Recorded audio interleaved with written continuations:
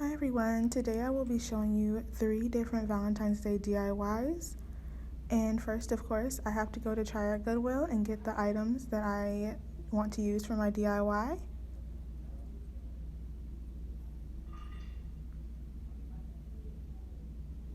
So this first DIY is quite easy, and it's really not that hard to think of either. It's just flowers in a vase, but sometimes we forget the small things. So I found this vase at Try at Goodwill for only 99 cents.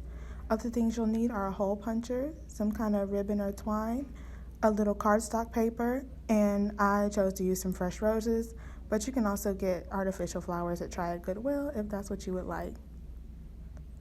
And that one is done.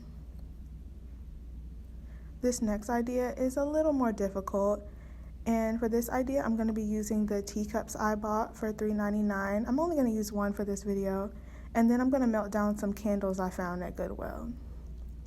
So after I melt those candles down, I pour them into the teacup, and I also used the wick from one of the candles as well and just glued it to the bottom of that cup, and bam, I have a teacup candle.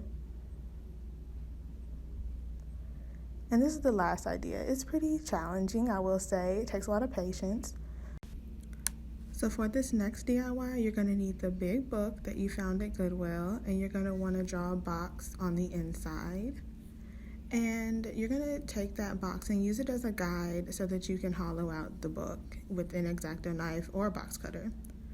Once you've got it hollowed out, use some glue so you can make sure all those pages are stuck together and aren't going anywhere. And then you're going to wrap the cover with whatever you want to wrap it with.